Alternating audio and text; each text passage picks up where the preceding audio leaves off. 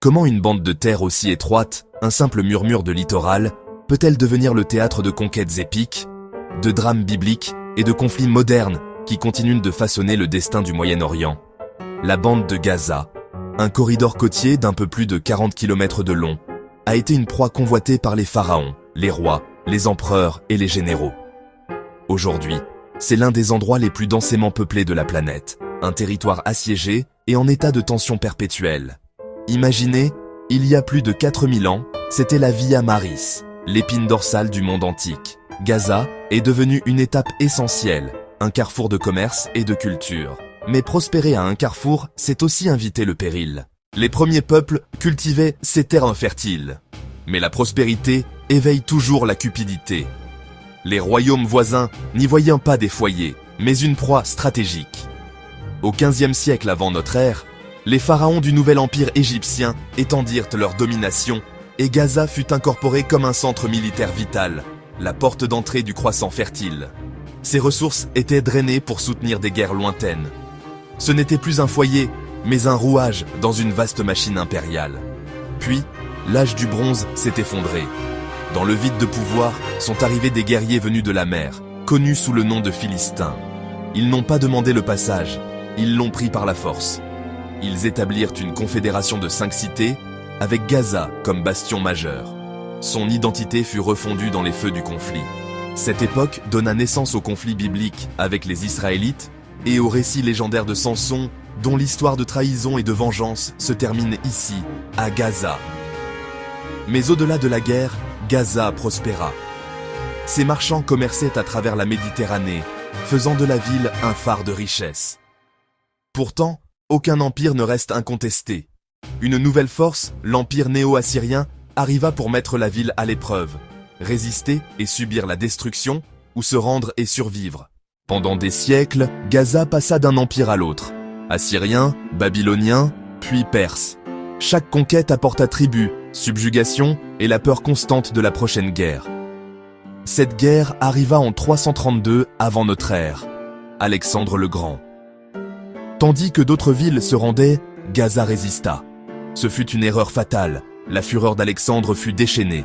La ville fut pillée, ses habitants massacrés ou réduits en esclavage.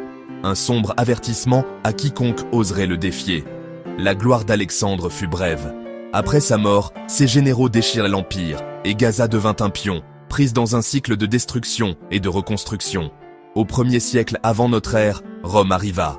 Pour un rare instant, la Pax Romana apporta non seulement la conquête, mais aussi la stabilité et la prospérité.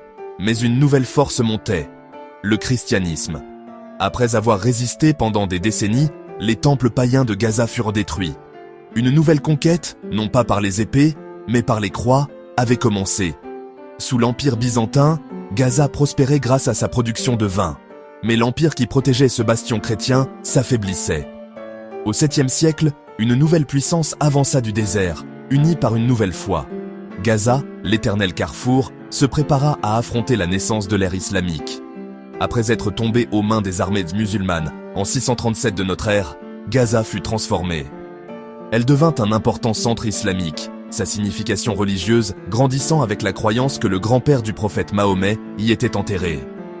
Cet équilibre fut brisé par les croisades. Pendant 2 siècles, la ville fut une proie sanglante, changeant de mains entre forces chrétiennes et musulmanes dans un cycle incessant de pillage, de mort et de vengeance. En 1516, l'Empire ottoman conquit la région, inaugurant 4 siècles de stabilité relative. Gaza s'installa dans un rythme provincial, un lien tranquille mais vital entre l'Asie et l'Afrique. Cette longue paix fut brisée par la Première Guerre mondiale. En 1917, après 3 batailles sanglantes, les forces britanniques conquirent la ville, mettant fin à la domination ottomane pour toujours. La ville devint une monnaie d'échange. Les promesses d'indépendance aux Arabes furent brisées, remplacées par des accords secrets entre puissances européennes pour se partager la région. La Grande-Bretagne obtint un mandat sur la Palestine. Ce fut une période de contradictions inconciliables. Promettre l'autonomie arabe tout en soutenant le mouvement sioniste et l'immigration juive. Les tensions s'intensifièrent. En 1947, l'ONU proposa de diviser la Palestine en 2 États. Le plan fut rejeté par les dirigeants arabes, et le terrain était prêt pour la guerre. Quand Israël déclara son indépendance, la guerre éclata. Pour les Palestiniens, ce fut la Nakba, ou catastrophe. Des centaines de milliers furent expulsés ou fuirent, une vague massive cherchant refuge à Gaza. La population de la bande augmenta. De 1948 à 1967, elle tomba sous administration militaire égyptienne, une poudrière de frustration et de désespoir. La guerre des 6 jours changea tout. Israël conquit la bande de Gaza, et l'ère de l'occupation commença, transformant le territoire avec des points de contrôle militaires et des colonies. Après 2 décennies d'occupation, la patience s'épuisa. Un accident de la circulation déclencha la première intifada, un soulèvement populaire de protestations massives et de désobéissance civile réprimée avec une force écrasante. La pression mena aux accords d'Oslo, un moment historique où Israël et l'OLP se reconnurent mutuellement, créant un espoir fragile de paix et d'un État palestinien. Mais l'optimisme fut de courte durée. En 2000, une visite provocatrice d'Ariel Sharon à l'enceinte d'Al-Aqsa déclencha la seconde intifada, bien plus violente. Le conflit dégénéra en un cycle brutal d'attentats suicides et d'opérations militaires israéliennes dévastatrices, faisant des milliers de morts et réduisant le processus de paix en ruine. En 2005, Israël retira unilatéralement ses troupes et ses colons. Mais ce ne fut pas la liberté. Gaza devint un territoire encerclé, ses frontières, son espace aérien et son littoral contrôlé de l'extérieur.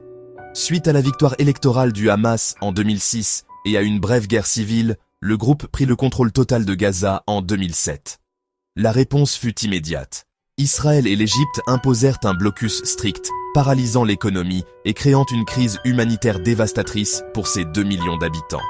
Depuis lors, un cycle récurrent de guerre a causé des destructions inimaginables, approfondissant le traumatisme d'une population dont la moitié sont des enfants. L'histoire de Gaza est l'histoire d'un peuple forgé par la résilience, qui a survécu aux empires et aux massacres. Mais aujourd'hui, son avenir est en jeu, un défi à la conscience du monde. Le carrefour attend, comme toujours, le prochain tournant.